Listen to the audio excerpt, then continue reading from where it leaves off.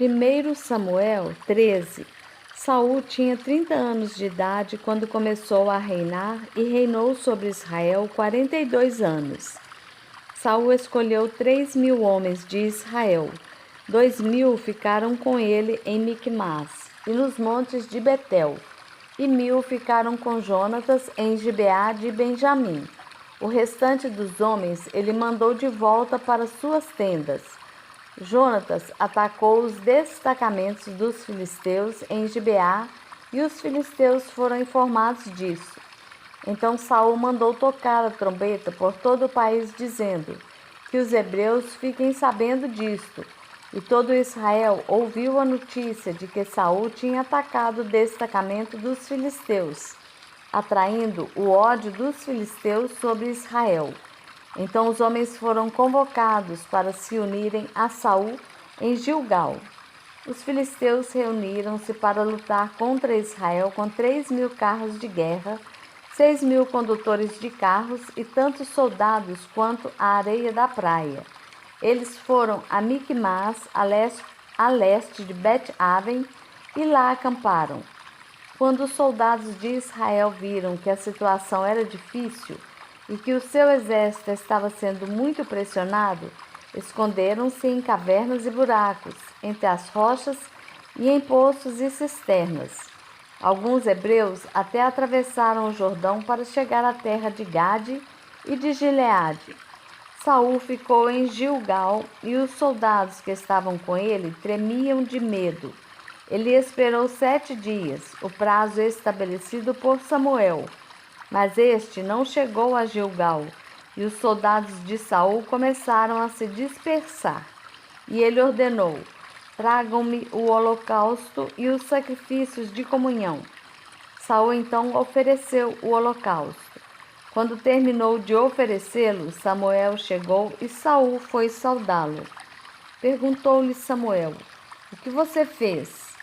Saul respondeu: quando vi que os soldados estavam se dispersando e que não tinha chegado no prazo estabelecido e que os filisteus estavam reunidos em Micmas, pensei: agora os filisteus me atacarão em Gilgal, e eu não busquei o Senhor.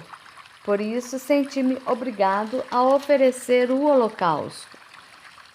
Disse Samuel: você agiu como tolo, desobedecendo ao mandamento que o Senhor, seu Deus, lhe deu. Se você tivesse obedecido, ele teria estabelecido para sempre o seu reinado sobre Israel. Mas agora o seu reinado não permanecerá. O Senhor procurou um homem segundo o seu coração e o designou líder de seu povo, pois você não obedeceu ao mandamento do Senhor. Então Samuel partiu de Gilgal e foi a Gibeá de Benjamim, e Saul contou os soldados que estavam com ele. Eram cerca de 600.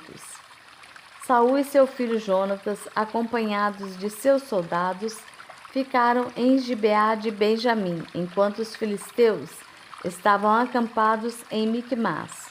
Uma tropa de ataque saiu do acampamento filisteu em 3 divisões.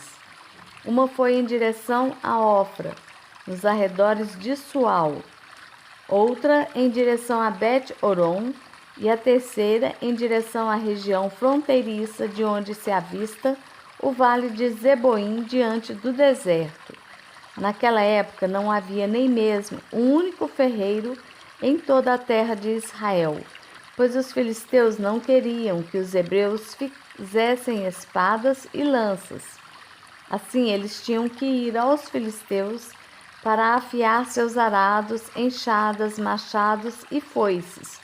O preço para afiar rastelos e enxadas era 8 gramas de prata e 4 gramas de prata para afiar tridentes, machados e pontas de aguilhadas. Por isso, no dia da batalha, nenhum soldado de Saul e Jonatas tinha espada ou lança nas mãos, exceto o próprio Saul e seu filho Jonatas.